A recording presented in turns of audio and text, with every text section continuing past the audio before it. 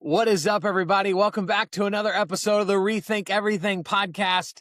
This is part 2, because in the last episode, you had Wally and I, and kind of towards the end of it, there was some like psychoanalysis happening about me personally. Hopefully you skipped that part. And now Wally's making me deal with that in my real life. And so we have a meeting about that tomorrow, which I'm not excited about, though I am excited about the outcome. But today's not about us. Today is about the third gentleman joining us on this episode, Chris Heller. And if you're not familiar with him, let me tell you about him. And there's a lot of people that you don't want to read the bio. There's other people that you just can't do the man justice if you don't understand where he's been, where he's come from. And so y'all check this out. Guys, Chris Heller, 35 plus years in real estate. He's built, led, and scaled businesses at every level, from selling homes to running global organizations. Global. That's a big word. Today, he's CRO at Place. He focuses on one thing: driving revenue by connecting platform people and consumer experience into a single scalable ecosystem. That means aligning strategy, distribution, and monetization across the entire homeownership lifecycle, not just transactions. His career spans frontline production, brokerage leadership, and prop tech innovation.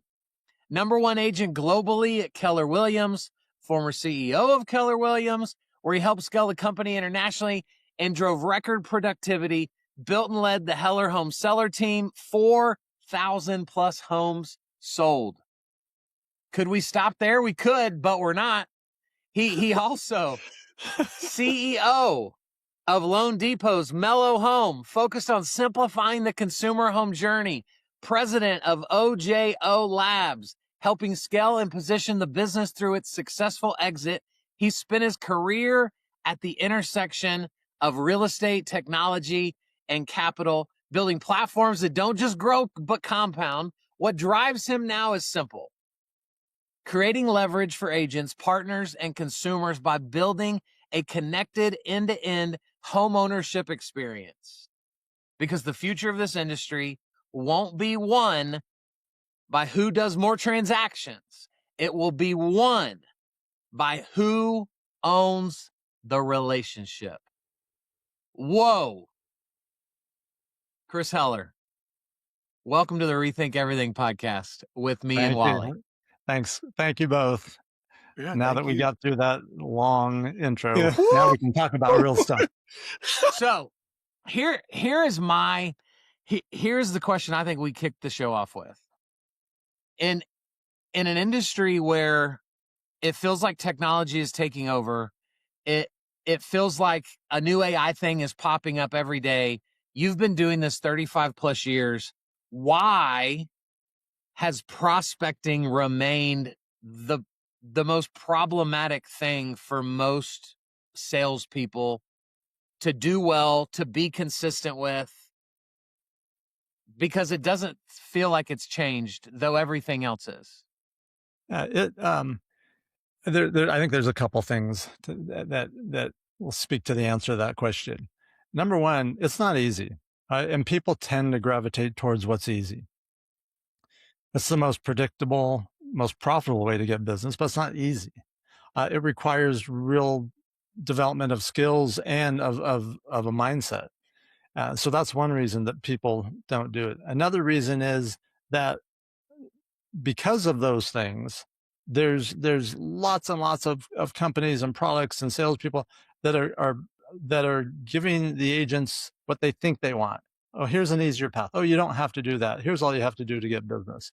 Unfortunately, those things, those are really good sales pitches, really good ways to get agents to buy stuff and try different things, but it distracts them from the one thing. I think the underlying key component is that there's a not with everyone, but with majority, there's a resistance to admitting that this is a sales profession. And because if we do admit that, Because in every other sales profession, prospecting, lead generation, role playing, mindset, like all those things are just called normal, right? They're normal in any sales profession, but we don't like to call ourselves salespeople. We're consultants, we're advisors, we're VPs of marketing, we're directors, we're all those things. So I don't know, we could talk about that topic a lot, but here's the reality. The most productive agents know how to lead generate, know how to prospect, they know how to follow up, they know how to close, they know how to convert. Um, the other agents are in somewhere along the struggle, spectrum, and it comes down to just making a decision. You want to struggle or you want to succeed. For sure. Wally, you've been around this industry a long time too. Yeah. You really could have chose anybody to write the foreword for this book. Why was Chris the guy that you had to have be a part of this? It's interesting because I've been following him for years now, and every day, pretty much with regularity, he posts on LinkedIn, and it's a role play or it's a live call, or he's talking about the things that I know are the most important to people who want to be successful in real estate. And so I've been following him, and he's just incredible. He's got a ridiculous amount of information in his head, and he shares openly, and so he's not only super intelligent, he's got a lot of credibility, but I mean, he walks the walk. I think that's the big thing, right? He walks the walk. I mean, he can't sell over 4,000 homes and not pick the phone up and call somebody. Okay. So just having done the work, and then, with the background that he has, and the fact that even today, even though he, doesn't really need to, he still, you know, for lack of terminology, eats his own dog food. Right? He's still teaching people how to call. He still has ISAs calling for them. He's still doing things that every agent does in their business, and he does it at a super high level. And and who better than, we were joking before this, the king of all real estate, right? Real estate royalty.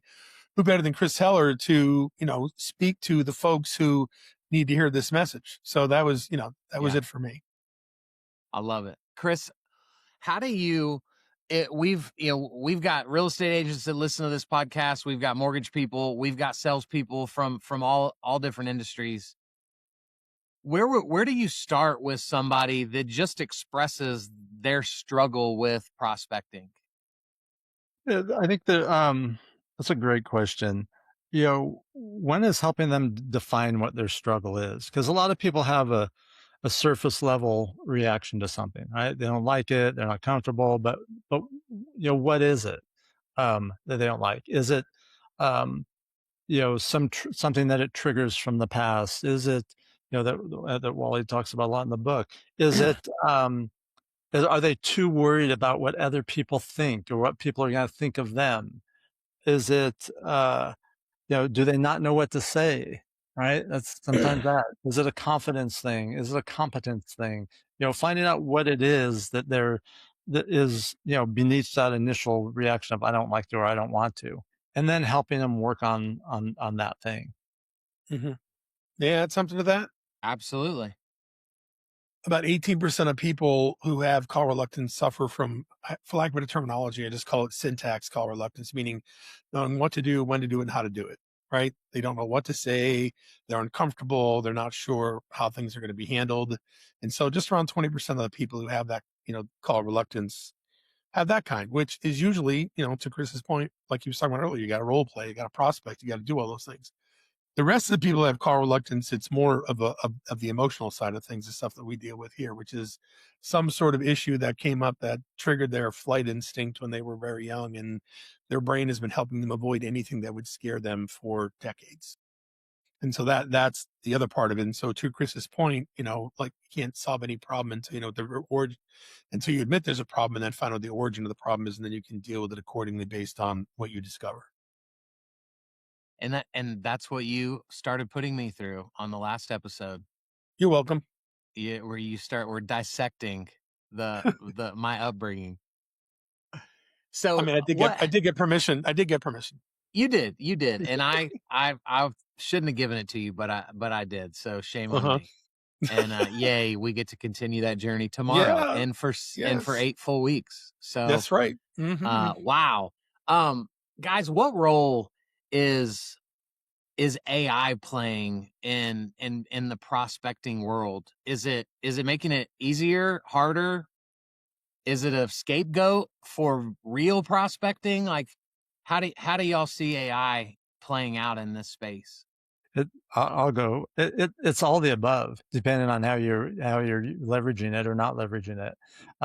It can certainly make things easier, not by having AI do it for you, um, because that's never going to be as effective.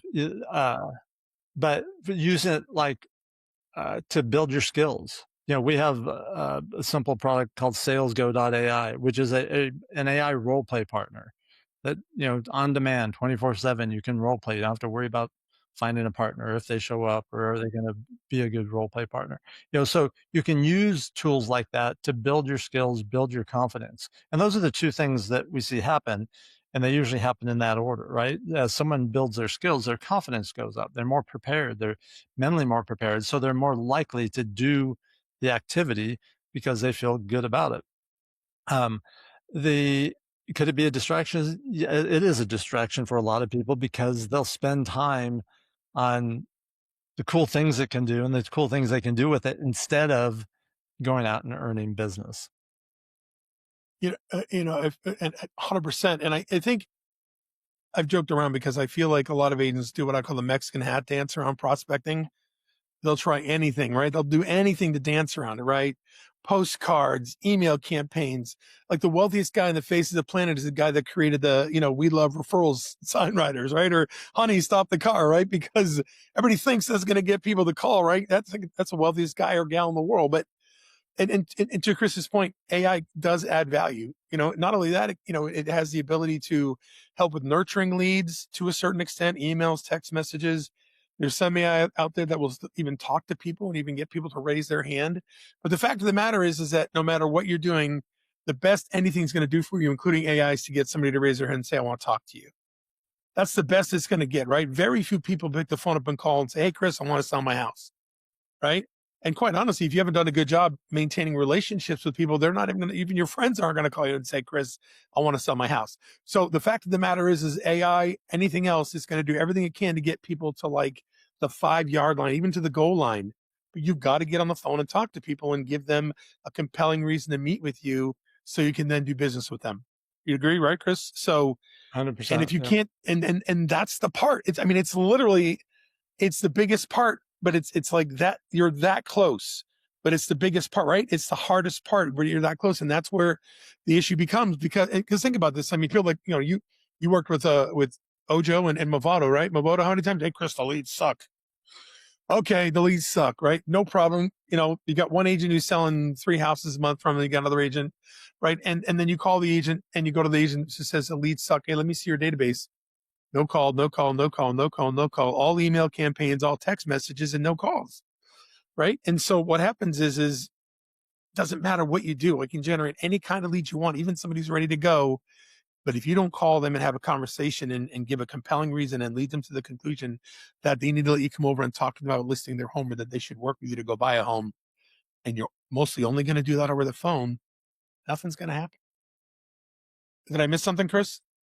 No, you didn't. I was just going to add, going back to what Kyle's question. I think there's another component of it. And one of my early mentors and coaches used to say this all the time, that there's 3 things you have to always be checking to be successful. And that is your attitude, your approach, and your expectations. And I think one of the things that happens with agents is they start off in a hole because they start off with poor expectations.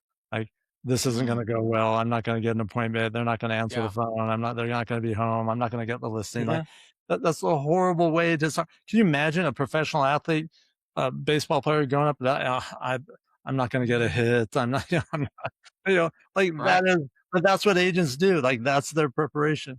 Their attitude, it's so much easier to do something when you have a good attitude.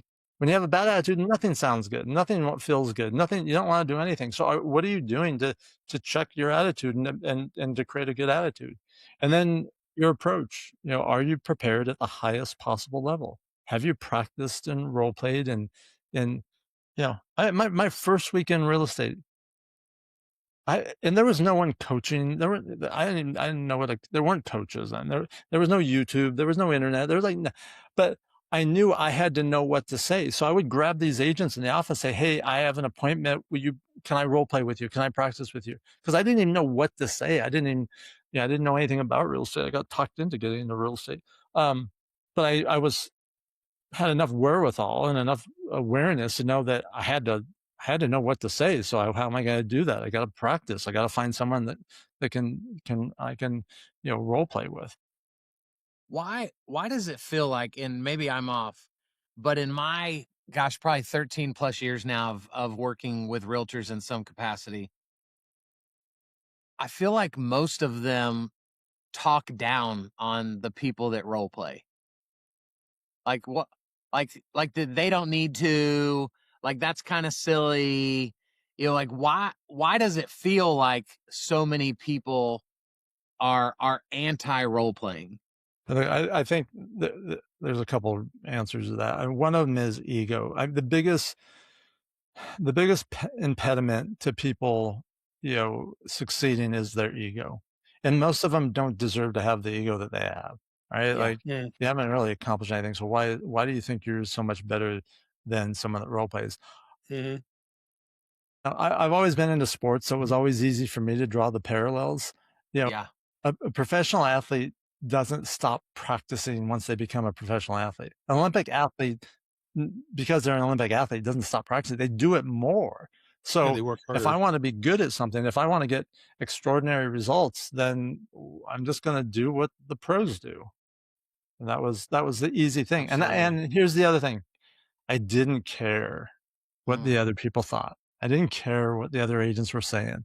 I didn't care, that they thought I was a whack job. I just didn't care. My goals, my bank account, my family, my clients were way more important to me than what someone else thought about me.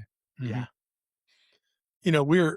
We're wired to avoid. We are wired, like we have a negativity bias, like it is wired inside of us to protect us, right? But it's supposed to protect us from doing things like petting rattlesnakes or jumping in front of it, or jumping in front of an 18-wheeler or trying to race it. That's what it's there for, right? But for a lot of people, because something triggered them when they were younger, the brain says, okay, I'm going to protect you from this. And then to your brain, fear is fear, right? And until you help it sort out which fear is fear, it's all fear. So, right, like Chris said, their ego, the fear of not being good enough, fear of not being liked, fear of not looking like I don't know what I'm going to do, right? Or not looking like I know what I'm doing, right? All that stuff, right?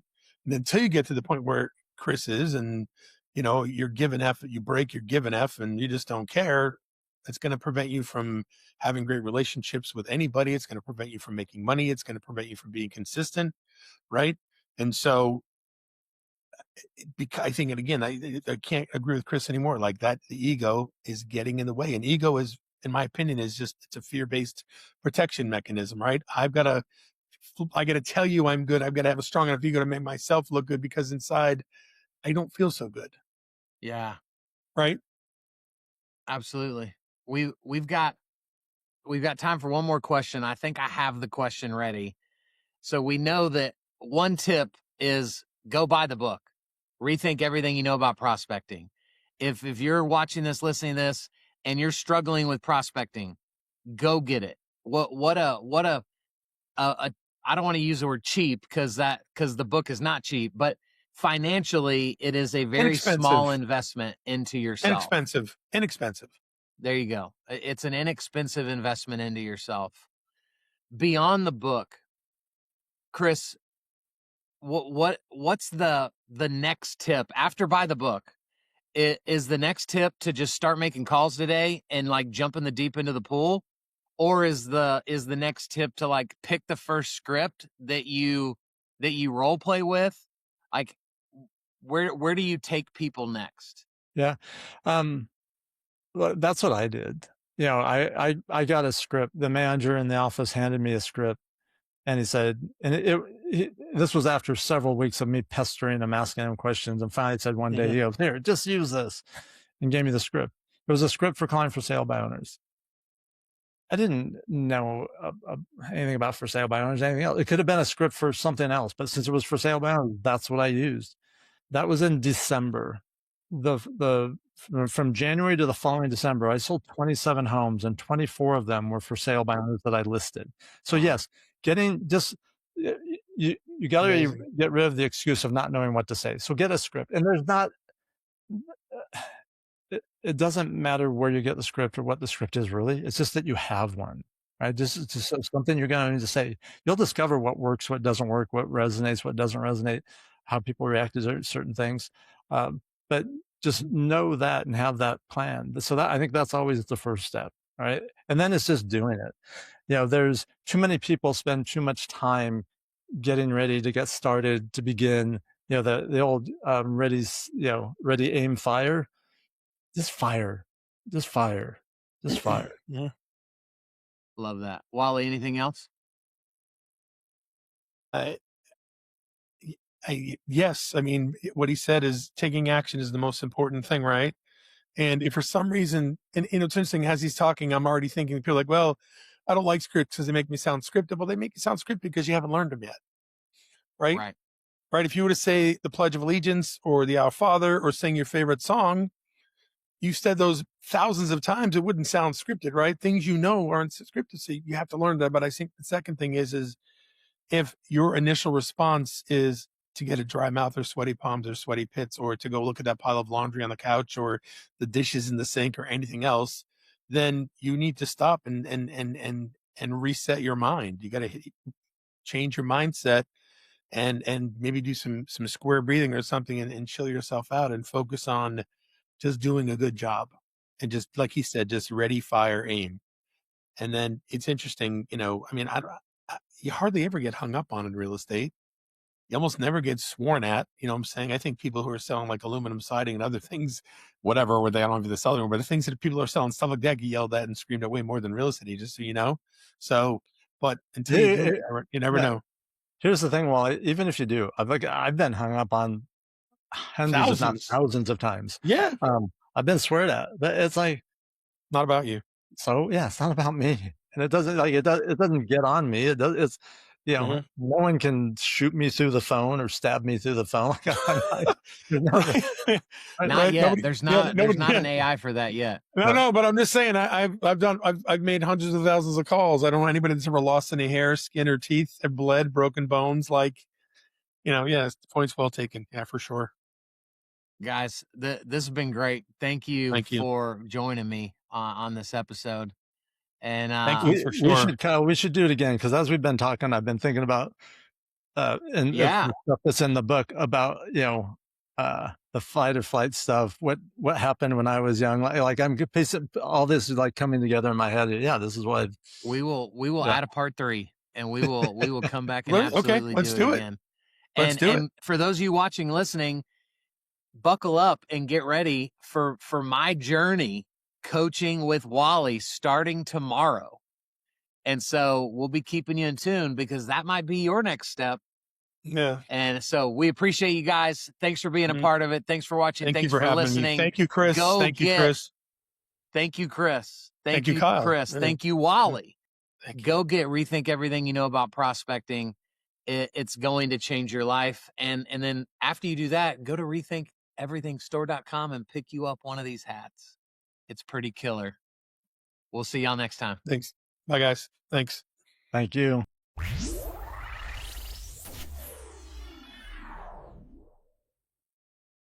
What?